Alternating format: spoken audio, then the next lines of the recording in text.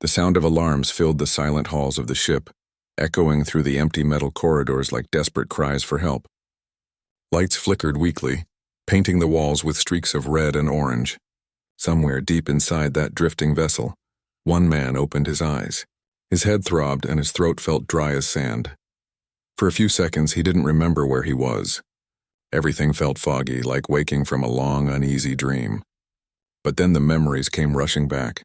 The explosion, the chaos, the screaming of the engines before the reactor failed. His team, his friends, gone in seconds.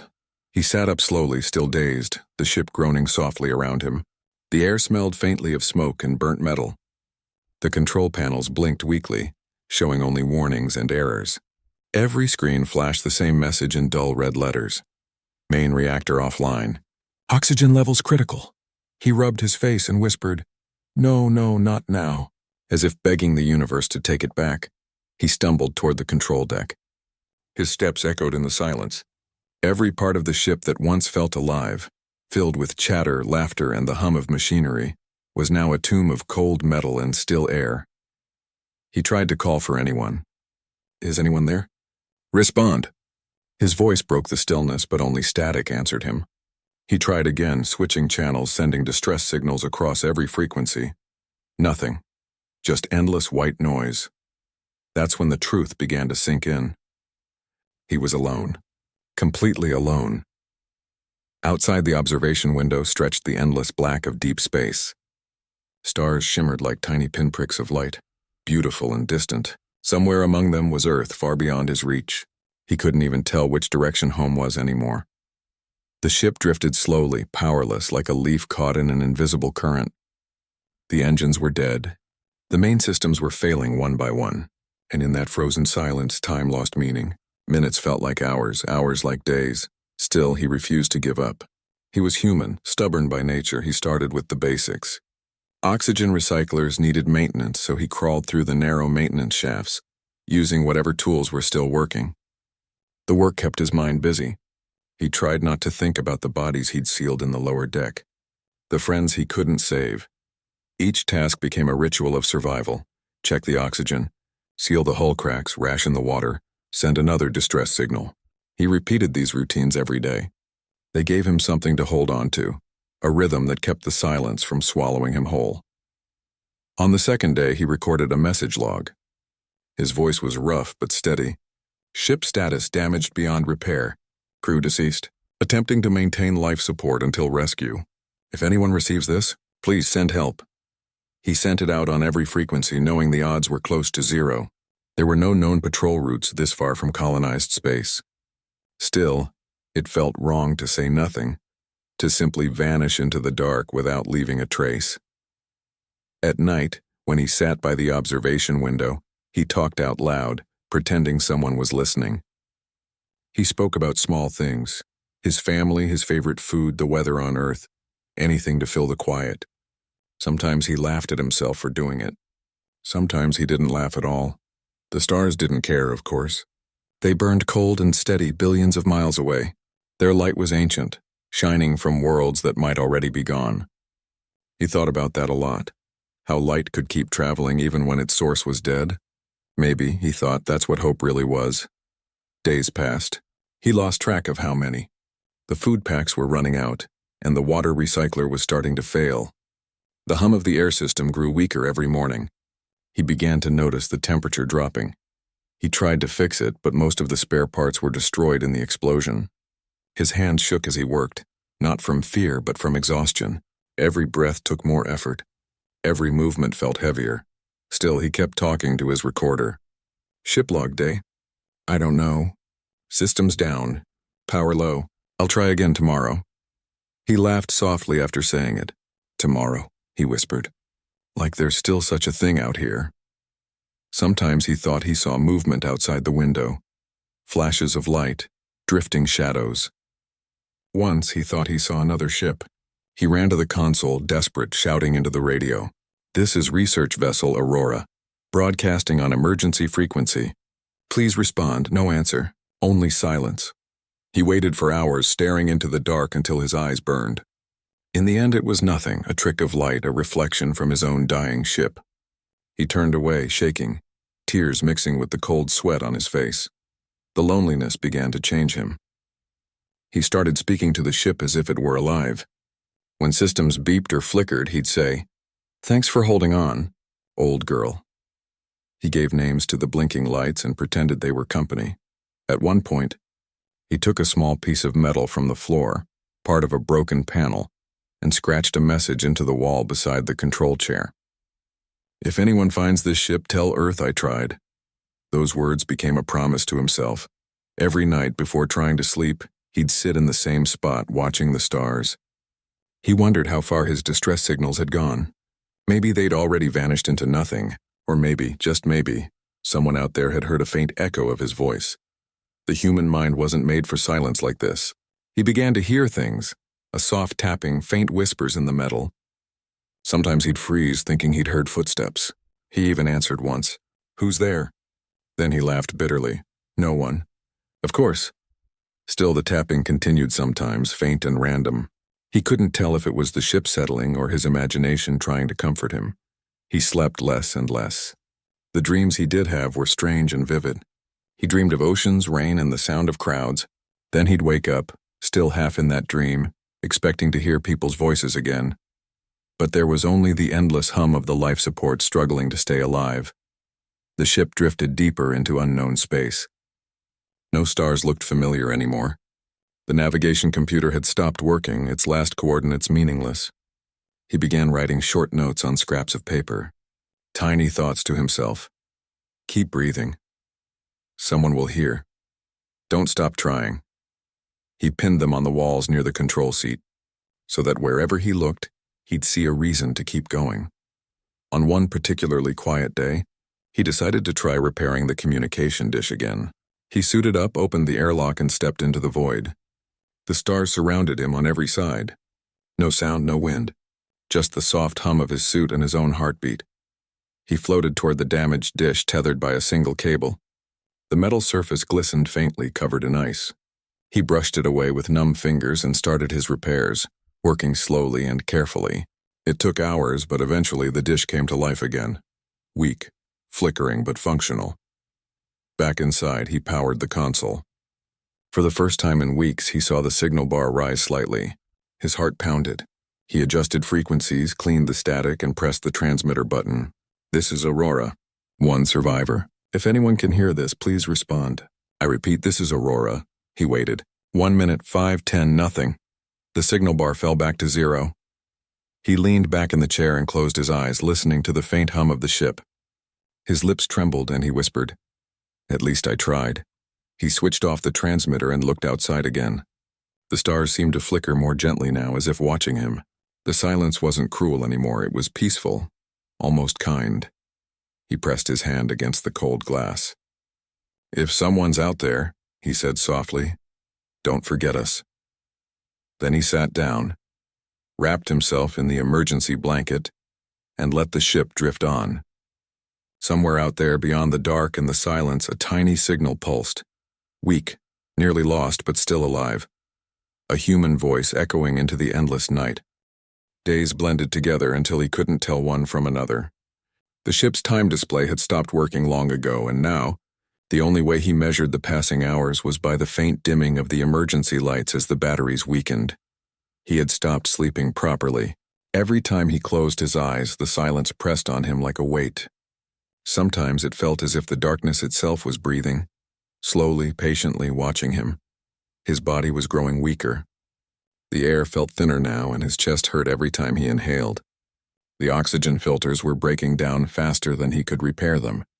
He had already stripped cables from other systems just to keep the air clean enough to breathe. It worked for a while, but each fix lasted less and less time. The food was nearly gone too. He had 4 ration packs left, thin plastic bags filled with a tasteless paste meant to keep people alive, not satisfied. He used to eat 1 full pack each day, but now he cut them in half, then into thirds. He didn't even bother heating them anymore. He just squeezed the cold paste into his mouth and stared at the empty walls.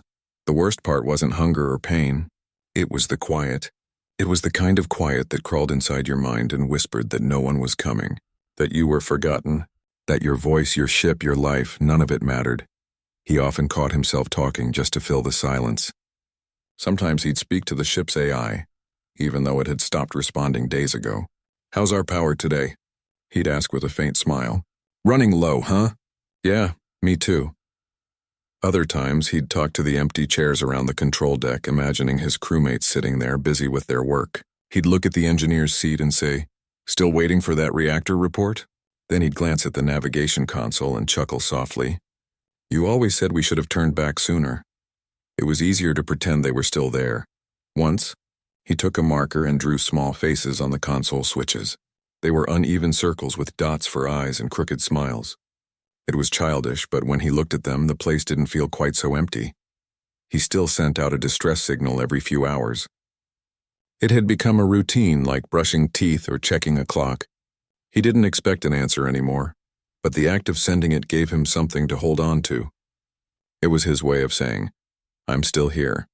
Sometimes he'd sit by the observation window watching the stars slide past slowly. They looked so peaceful, so distant, like tiny fires that would never go out. He often wondered what it would feel like to just float among them, to become part of that quiet eternity. But then he'd shake his head. "Not yet," he'd whisper. "Not yet." His ship creaked around him, a slow groaning sound that echoed through the corridors. He moved carefully, afraid that any sudden movement might break something vital. The floor panels were cold under his bare feet. He'd stopped wearing the heavy space boots. They made his legs ache. On what he guessed was the 40th day, the power flickered again. The lights dimmed until only a faint red glow remained. The engines were completely dead now. He sat by the console, rubbing his temples, trying to think. He knew the backup generator could give him another week if he turned off non-essential systems, but that meant cutting heat and most of the lights. He stared at the control panel for a long time before making his decision.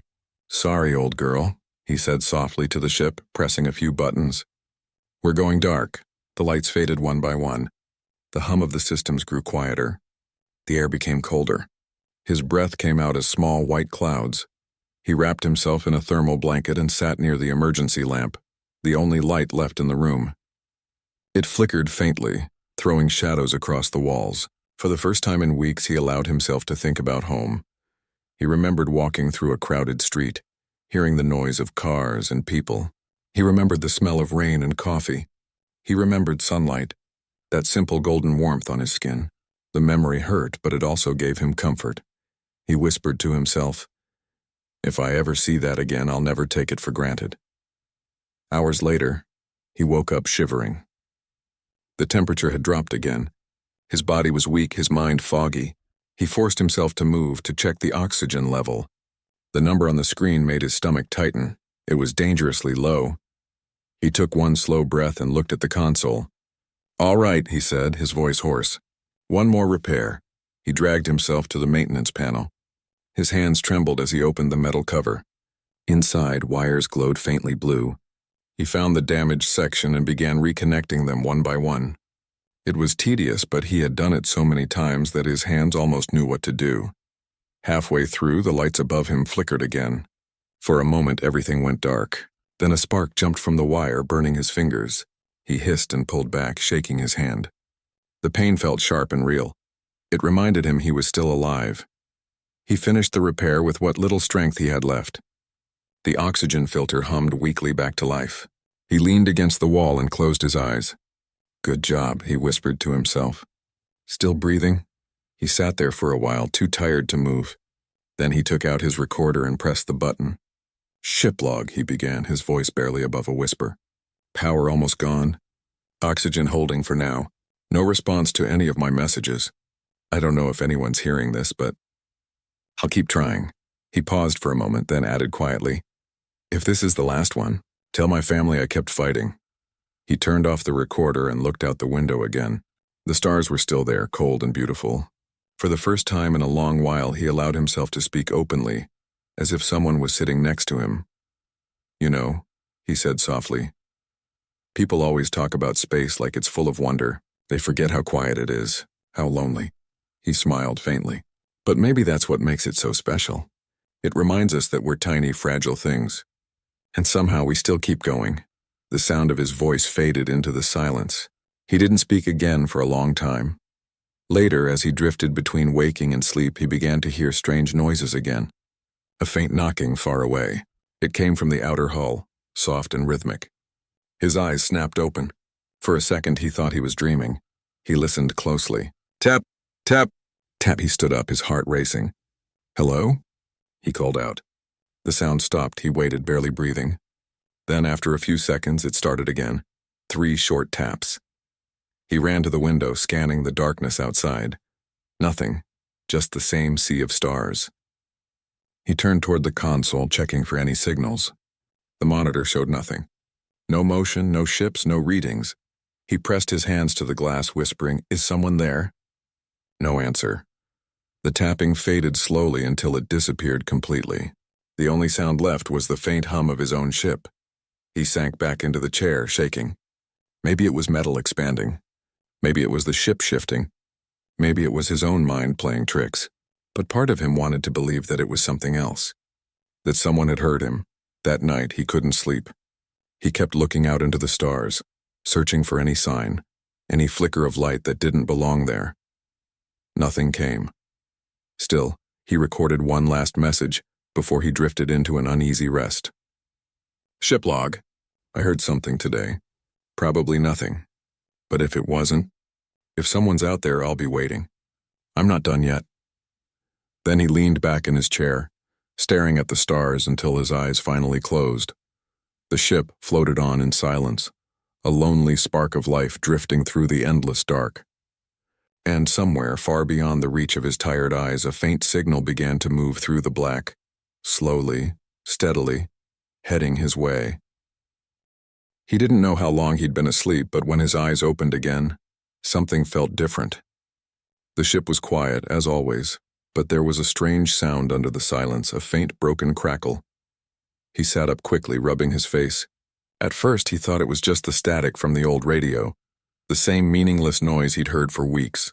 But then, through the static, came a sound that made his heart stop. A voice. It was faint and distorted, but it was there. A human voice. Just a few words, carried by weak signal waves that trembled through the dark. He froze, afraid that if he moved it would vanish. The sound came again, clearer this time. Repeat, the unknown beacon detected. Coordinates. Investigating. He blinked, his heart pounding in his chest. For a long moment he just stared at the radio, afraid to believe it. Then he grabbed the microphone with shaking hands. "This is the research vessel Aurora," he shouted. His voice cracked from disuse. "I'm alive." "I repeat, this is Aurora, one survivor on board. Please respond." Static answered him. Then silence. He stared at the screen, watching the signal strength flicker weakly like a dying flame. It had to be real. He had heard it, he knew he had. He waited, staring at the console, barely breathing. Seconds turned into minutes. Then, just when he started to think he had imagined it all, the voice returned. Signal received. Verifying. Stand by. He laughed. The sound burst out of him suddenly, rough and full of disbelief. "Oh, thank you," he whispered, pressing his hand to his forehead. "Thank you, thank you." He shouted into the mic again, sending his coordinates, describing his condition, everything he could remember about his location. The connection was weak. Half the words broke up in static. Still he spoke until his throat ached, afraid the signal might vanish if he stopped. When it finally cut off, he sat in silence, staring at the faint green glow of the console. His body trembled, not from cold this time, but from hope, a feeling he had almost forgotten. He stayed awake for hours, waiting for another reply, but none came. The silence returned, heavier than before. Still, it felt different now. It wasn't empty anymore. There was a chance, small, fragile, but real, that someone knew he was alive. He spent the next day preparing. He checked his oxygen supply, repaired what he could, and even cleaned the control deck. It wasn't much, but it gave him purpose again. While he worked, he kept talking to himself quietly. They'll come. They have to. Humans don't leave their own behind. He thought about the voice he had heard. Whoever it belonged to, that person had just changed everything. The loneliness that had crushed him for so long began to fade. It was replaced by something brighter, something warm deep inside his chest. When he went to sleep that night, he dreamed of lights. Bright white lights moving through the darkness like angels. The next morning, the ship felt colder again. The power was still weak, but he didn't care as much. He spent most of his time near the radio, trying to boost the signal. He changed frequencies, adjusted the antenna, and whispered encouragement to the machine as if it could hear him. Hours passed. Then sometime later the radio crackled once more. "This is Terran Fleet Vessel Horizon. Received distress beacon from unknown coordinates. Signal faint but confirmed human origin. Adjusting course to intercept." He froze. Every word felt like a miracle. Terran Fleet, those were human military patrols. Real ships. Real people. He shouted into the microphone, "This is Aurora. I'm here. Please don't lose my signal." The connection broke again, but it didn't matter. They had said they were coming. He sank into his chair and covered his face with his hands. Tears came hot and uncontrollable. For the first time since the explosion, he cried not from fear but from relief. It was happening. Someone was coming for him. Still, a small fear remained in the back of his mind. Space was unpredictable. A single miscalculation, a solar flare, a field of debris. Anything could destroy the faint link between them. He knew the rescue ship might take days or even weeks to reach him, so he went back to survival mode. He rationed the last bits of food, checked the air systems again, and moved closer to the emergency pod in case the main cabin failed. Every action had a new purpose now, to hold on until they arrived. He began keeping count again, scratching lines on the wall to mark each passing day.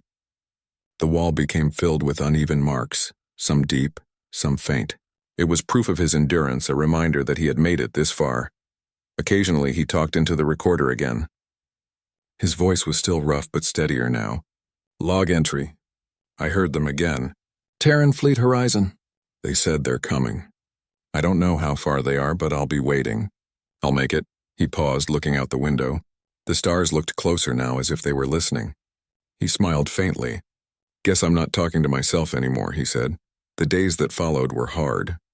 The power continued to fade. The heating system failed completely, and the temperature dropped so low that his breath fogged in the air. His hands went numb, his fingers cracked and bled. He wrapped himself in every piece of cloth he could find.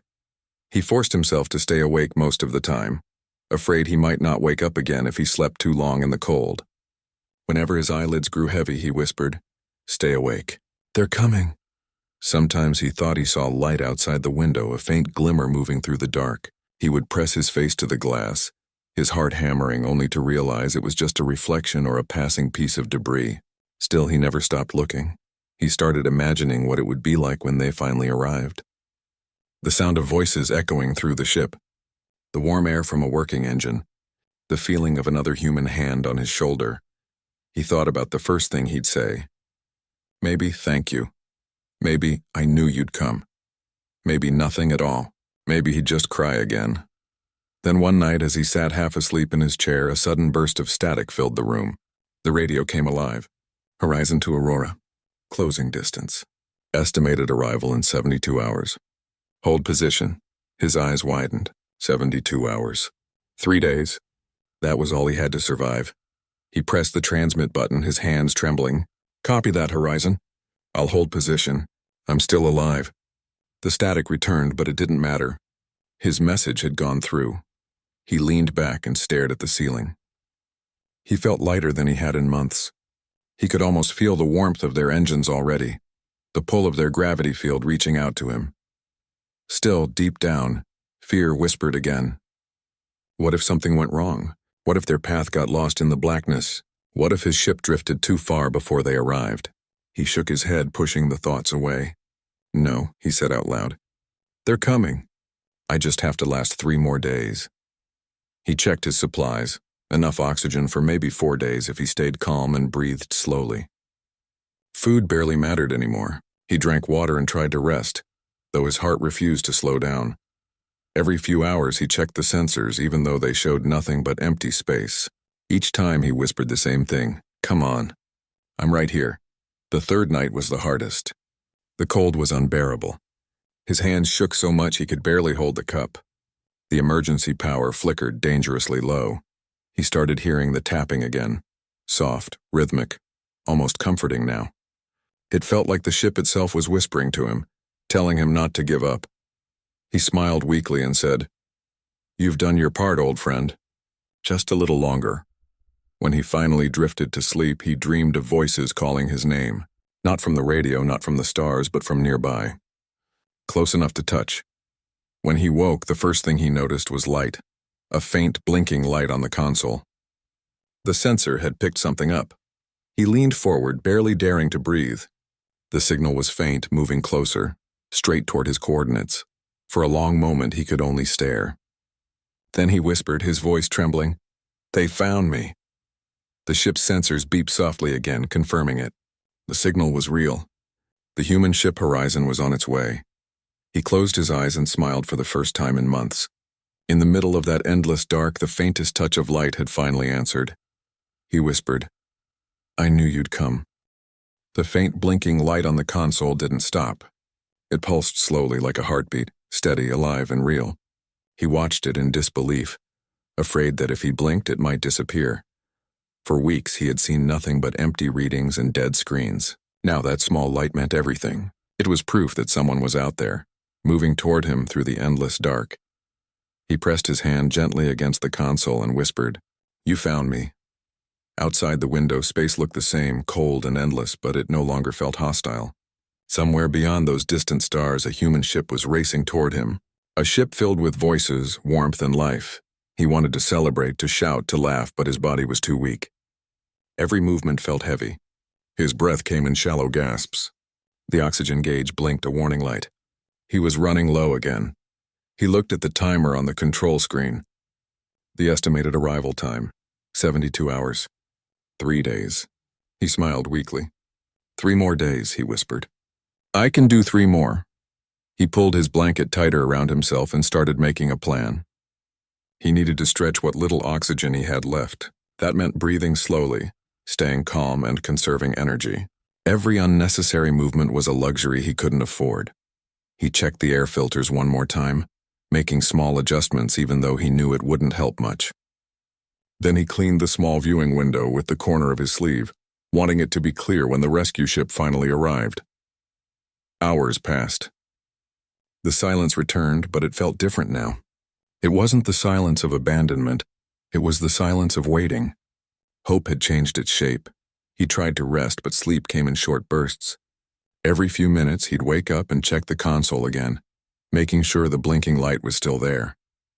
It always was, steady and constant. On what he guessed was the second day, the temperature dropped again. The heating system had finally died completely. The metal walls were covered in a thin layer of frost. He could see his breath hanging in the air like mist. He huddled in the corner near the emergency lamp, wrapping himself in every piece of fabric he could find. Blankets, old uniforms, even seat covers. Still, his hands went numb and his lips turned pale. When he spoke, his voice came out as a faint whisper. Just a little longer. The light on the console blinked faster now. The rescue ship was getting closer. Every blink was a promise, a heartbeat of humanity reaching out to him through the endless night. Meanwhile, far away, aboard the Horizon, the crew was preparing for the most dangerous part of their mission. The region of space where the signal had come from was unstable, full of debris fields and gravity distortions.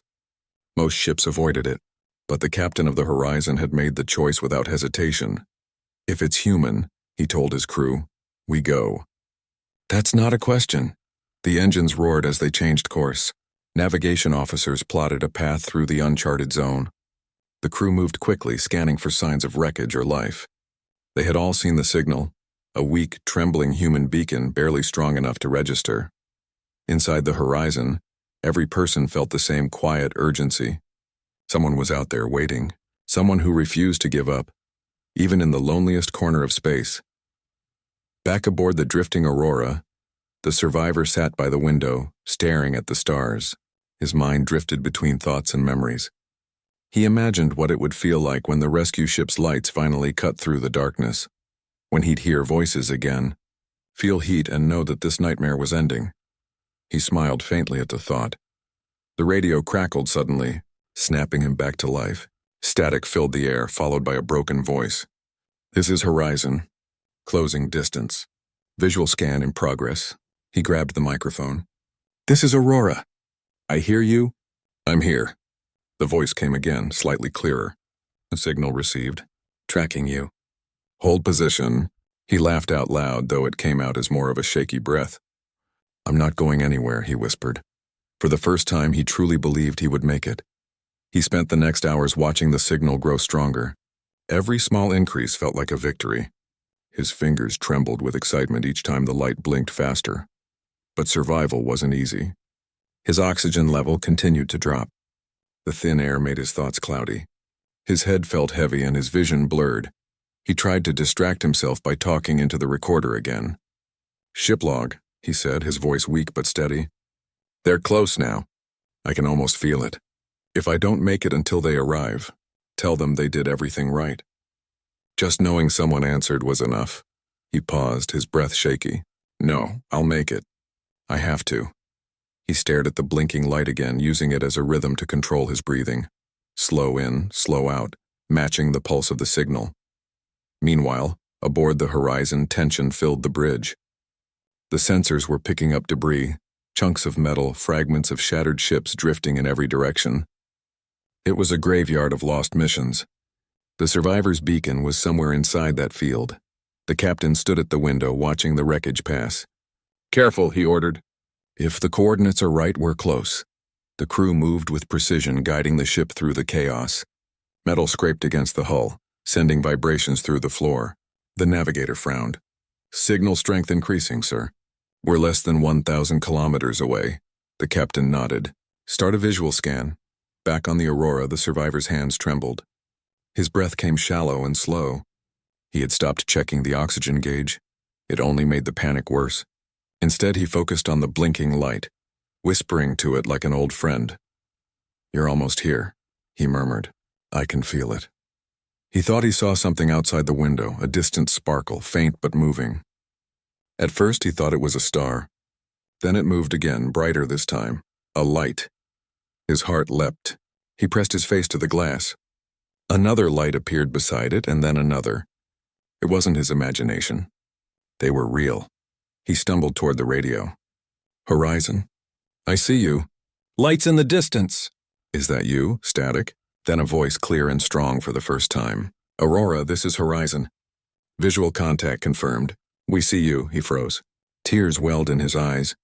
You found me, he whispered. You really found me. The voice on the radio softened. Hold on. We're coming to get you. Outside, the rescue ship's lights grew brighter, cutting through the darkness like dawn breaking after a long night. The shining beams reached across the void, illuminating the battered hull of the Aurora. Inside, the survivor fell to his knees, laughing and crying at the same time. The relief was overwhelming. After all the endless silence, there were voices again. Human voices. He tried to stand, but his legs gave out. His vision blurred, and the room began to spin. His body had reached its limit. The oxygen levels were too low. He gasped, trying to stay awake. The last thing he saw through the window was the horizon moving closer, its lights surrounding his ship like a halo. Then everything went black. On the horizon, the rescue team was already preparing to board. The captain's voice was firm but calm. He's there. Let's bring him home. They suited up, grabbed medkits, and sealed their helmets. A few minutes later, they launched a small boarding craft toward the drifting wreck. The Aurora looked fragile, its once bright hull now scarred and frozen. When the team entered, their flashlights cut through the dark corridors. The air inside was thin and cold. Frost covered the walls. The silence was heavy, broken only by the hiss of their suits. Then one of them called out, "Found him!" He was lying near the control deck, motionless but alive. His chest rose and fell in shallow breaths. His face was pale, lips blue from the cold. But there was a faint smile frozen there, as if he had fallen asleep happy. They carried him carefully back to the shuttle. The captain watched from the window of the horizon as the small craft returned, carrying the survivor inside. The entire bridge fell silent. For a moment, no one spoke. Then the captain said quietly, "Welcome home." He woke up to the faint sound of voices. For a few seconds, he thought he was still dreaming. The air felt warmer, softer somehow. Then he realized he was lying on a medical bed, surrounded by bright lights and the faint hum of machinery. His eyes blinked open, and the blurry figures around him slowly came into focus. A man leaned over him and smiled gently. "You're safe now," he said in a calm voice. You're aboard the Horizon. We got you out. He wanted to respond, but his throat was dry and his voice came out as a whisper. You found me? The medic nodded. We did. You're lucky we picked up your distress signal when we did. Another few hours and it might have been too late. He closed his eyes for a moment, overwhelmed. His heart pounded as memories flooded back. The silence, the cold, the blinking light that had become his only companion. It all felt distant now, like a nightmare slowly fading. The medic placed a mask gently over his face, letting him breathe clean oxygen. The air filled his lungs like life itself. He felt warmth spreading through his chest, chasing away the heaviness that had lived there for so long. When he woke again, he was alone in the quiet recovery bay. A window stretched across the far wall, showing the endless darkness of space. Only this time it didn't feel lonely. The stars looked alive again, sparkling like old friends who had been waiting for him to return. He sat up slowly, wincing at the stiffness in his muscles. Every part of his body ached, but he didn't care. He was alive. That single truth carried more weight than anything else. A crew member entered, smiling when he saw him awake.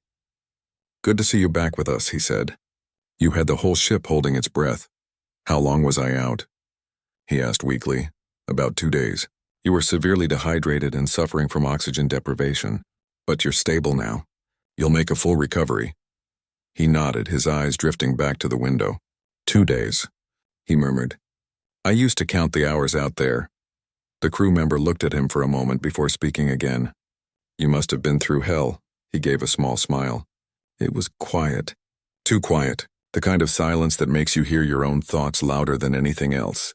They shared a moment of silence that didn't feel empty at all. Then the crew member said softly, Rest. The captain wants to meet you once you're ready. After he left, the survivor stared at the ceiling. His thoughts drifted between gratitude and disbelief. He had been sure he'd never see another human face again. Yet here he was, alive, surrounded by people who had risked their lives to find him. Later, when he was strong enough to walk, he stepped into the corridor. The Horizon was alive with movement. Crew members working, screens blinking, voices echoing faintly down the hall. Every sound filled him with comfort. He made his way to the observation deck. The captain was there, standing near the large viewing glass, watching the stars. When he turned, his expression softened. Good to see you up. The survivor gave a small nod. Thank you for coming for me. The captain smiled faintly. No one gets left behind. Not if we can help it. They stood together in silence for a while, watching the distant glow of a nebula spread across the darkness. It looked like a river of light flowing through the void. Your ship's beacon was weak, the captain said finally, barely detectable. How did you keep it going that long? He hesitated before answering.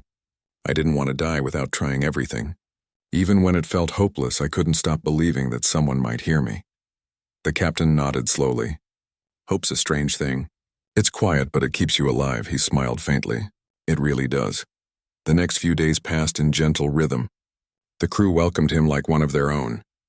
They'd bring him warm meals, share stories of home, and listen quietly when he spoke about what he had gone through. No one asked too many questions. They simply let him talk when he wanted to. At night, he would walk back to the observation deck and sit near the glass. The stars no longer looked distant or indifferent. They looked like reminders that even in the darkest places, there's always something alive, something waiting. One evening, a young engineer came to sit beside him. You know, she said softly, when we picked up your signal, half the crew thought it was just static. But the captain didn't give up. He said it sounded human. He said, we can't ignore that sound. He smiled, his throat tightening a little. That sound saved me, she nodded. We all need someone to answer when we call out. For a while, they just sat together watching the endless night outside.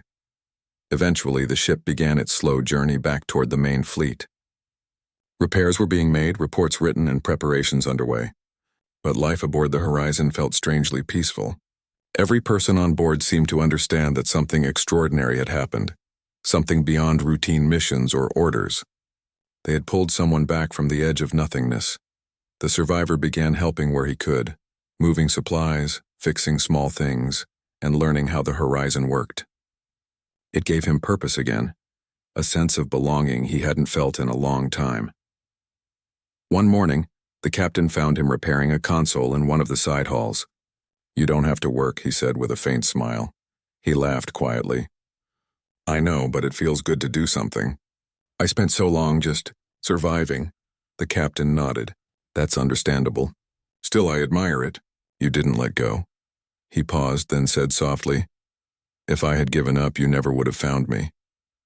Later that evening, as the ship crossed a quiet sector, an alert flashed on the bridge. The crew reported that a small object was detected near the route, a piece of wreckage from the Aurora. They brought it aboard out of respect. It was a fragment of the hull with the old ship's name barely visible through the scorch marks. When the captain showed it to him, he touched the metal gently. That ship carried me through everything, he said. It kept me alive long enough to be found. The captain placed a hand on his shoulder. Then it did its job well. They decided to hold a small ceremony before discarding the last remnants of the Aurora into space. The entire crew gathered quietly by the airlock. The fragment floated slowly out into the stars, spinning gently until it was just a speck of silver light against the black. No one spoke for a while. Then someone whispered, May she rest among the stars. He watched it fade until it was gone, his eyes stinging with quiet emotion. For the first time, the loss didn't hurt. It felt peaceful, like closure. That night, he couldn't sleep. He stood again by the observation deck looking at the stars that had once terrified him. Now they looked beautiful, he whispered softly. Thank you. He didn't even know who he was thanking. Maybe the universe, maybe the people who came for him, or maybe himself for holding on. A faint reflection in the glass caught his eye. It was the captain walking up behind him. Couldn't sleep? The captain asked. He smiled. Not really.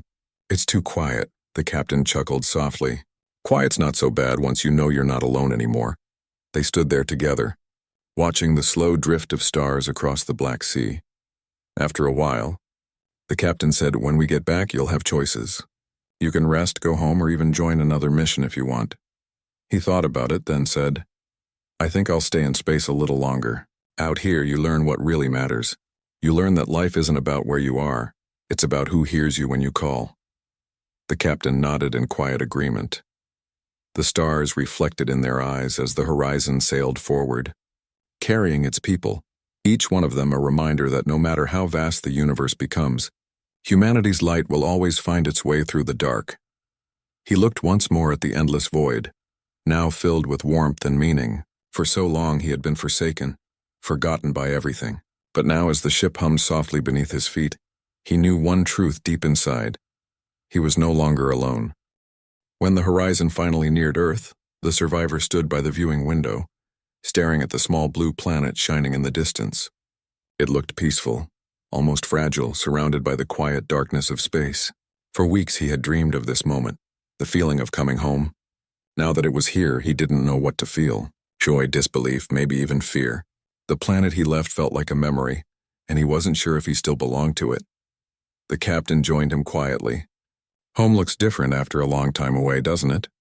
He nodded slowly. It feels unreal. I used to picture it every day, wondering if I'd ever see it again. Now it's right there. The captain smiled faintly. That feeling never goes away. The first sight of home always makes you remember who you really are. For a while, they just watched the blue sphere growing larger in the distance. Clouds swirled across its surface, sunlight reflecting off the oceans. It was the same world he had left, but to him, it felt like something entirely new. When the ship entered Earth's orbit, a voice came over the intercom. Ground control has confirmed docking clearance. Welcome home, Horizon. The crew cheered softly. Even those who had been to Earth dozens of times smiled like children seeing it for the first time again. The survivor stayed quiet, his eyes misty as the ship descended slowly toward the space station waiting in orbit. When the docking clamps locked in place, the familiar sound of pressure equalizing filled the air. The survivor stood there motionless, until one of the medics placed a gentle hand on his shoulder. You're really home now, she said kindly. He managed a weak smile. Feels strange to believe it. The airlock door opened with a hiss and fresh, filtered oxygen filled the corridor. He stepped out slowly, his boots touching the platform with a weight that made his knees tremble. For months, he had lived surrounded by the empty silence of space, and now the world buzzed with life. Voices, footsteps, the hum of machines, the faint echo of laughter. People watched as he walked through the corridor, whispering quietly. His rescue had already been reported. Everyone knew about the lone survivor found adrift in the farthest reach of space. He didn't feel like a hero. He just felt like someone who had been given a second chance. He went through medical evaluations, endless checkups, and debriefings. Doctors asked questions, scientists took notes, and officers recorded every detail of his experience. He answered everything as best as he could, though sometimes his voice trembled when he spoke about the loneliness, the cold, and that small blinking light that had kept him alive. One interviewer asked him, "What kept you going when there was no reason left to hope?" He thought for a long moment before replying, "The sound of my own heartbeat. As long as it was there, I knew I wasn't gone yet. I just had to keep waiting for someone to hear me." That answer spread through the crew and eventually through the world. It became something people repeated whenever they talked about his survival, a reminder of what it means to hold on when everything seems lost. After the debriefings ended, he was offered rest quarters on the orbital station, but he didn't stay inside much. Every day he'd find himself walking toward the large observation deck that faced Earth. The view never got old. The sight of clouds drifting across oceans made him feel grounded again, even though he was still in space. He often stood there alone, just breathing. The air here smelled different, not the stale, recycled air of a failing ship, but something crisp, full of life. It reminded him of forests and rain. One evening, the captain came to see him again. "You know," he said with a grin, "most people would have gone straight down to the surface by now." He chuckled softly. "I guess I just need more time. Everything down there feels too fast?" The captain nodded in understanding. "Take your time." "The ground will still be there when you're ready." Over the next few weeks, he began to feel stronger. His body healed faster than expected, but his mind needed longer. He often woke up at night, gasping, his heart racing as if he was still trapped on the drifting ship. In those moments, he'd open the window shutters and look out at the stars. They no longer scared him, but they still carried a quiet weight, a reminder of how close he had come to disappearing forever. One morning, after weeks of therapy and rest, he finally felt ready. The shuttle to Earth was leaving at dawn, and he decided to be on it. As he prepared to board, crew members came to say goodbye. Some hugged him, others simply nodded with respect. The captain shook his hand firmly. "You taught us something out there," he said. "That even in the darkest place, the smallest signal can still save a life." He smiled. "You're the ones who answered it." The captain gave a small nod. "Still, someone had to send it." The shuttle descended through the thin layers of atmosphere, flames flickering along the edges as it broke through. The sight outside the window took his breath away. Vast oceans, green continents, ribbons of golden sunlight spilling over the horizon. When the shuttle landed, the door opened to a rush of warm air. He stepped out and took his first real breath of Earth's atmosphere. It was heavy, rich, and full of scent, the smell of grass, soil, and distant rain. His chest ached with emotion. He had dreamed of this for so long. People from the space agency greeted him, shaking his hand, thanking him for his strength. Cameras flashed, reporters called his name, but he barely heard them. All he could think of was the feeling of the ground beneath his feet. That evening, he was taken to a quiet seaside rehabilitation center. The place was peaceful, surrounded by trees and open sky. The sound of waves filled the air. For the first time in months, he slept without fear. Days turned into weeks. He spent hours walking along the shore, letting the wind brush against his face. Sometimes he'd stop to stare at the horizon, where the sky met the ocean. It reminded him of space, endless and mysterious, but this time it wasn't empty. It was alive. He wrote in a small notebook every day, trying to capture his thoughts before they slipped away. Some entries were short, others were long. One simply said, "I learned that silence is not the enemy. It's a reminder to listen for life." He began to speak at small gatherings, schools, research centers, and astronaut programs. He didn't tell his story with grand words or drama. He spoke simply, honestly. Hope, he would say, is not loud. It's quiet. It's the decision to breathe one more time when everything tells you to stop. People listened in silence, some with tears in their eyes.